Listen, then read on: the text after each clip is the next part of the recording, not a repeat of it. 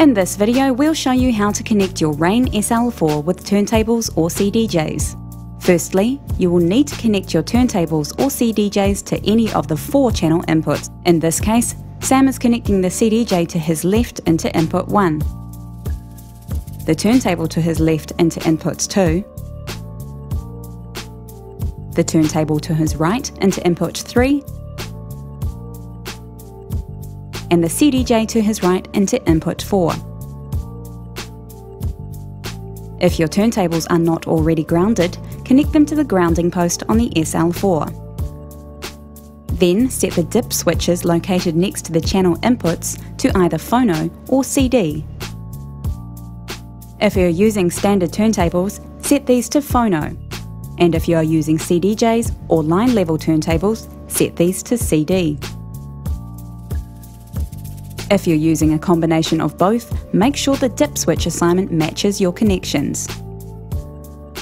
The aux input located next to the channel inputs can be used to connect to secondary mixer output for recording your mix into Scratch Live or connecting an auxiliary device. Next, connect the channel outputs from the SL4 to corresponding line level inputs on your mixer. Sam is connecting output 1 into channel 1, output 2 into channel 2,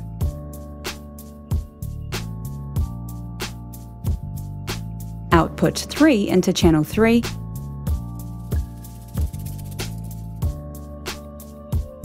and output 4 into channel 4. You can also connect the aux output to a separate mixer channel to route the audio from the SP6 sample player or from the bridge.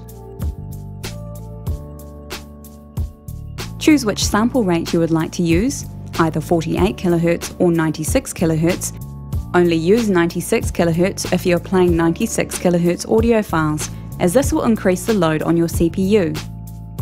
Otherwise, set this to 48 kHz by default.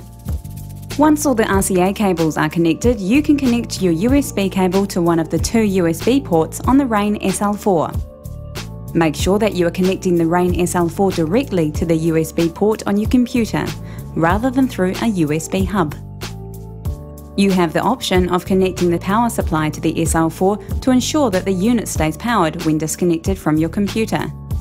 This will allow you to play regular vinyl or CDs while your computer is disconnected. Launch Scratch Live and the virtual decks will show on screen.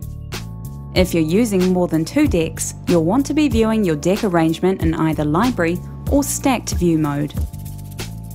The next step is to choose your input-output source from the drop-down Input-Output Source box above the virtual decks. Set this in an order which corresponds to how you have connected your turntables or CDJs to the mixer. So, if you have connected your left turntable to channel 1, select channel 1 for the virtual deck 1 and so on. Once you've done this, make sure you calibrate Scratch Live, then your connection of the SL4 is complete.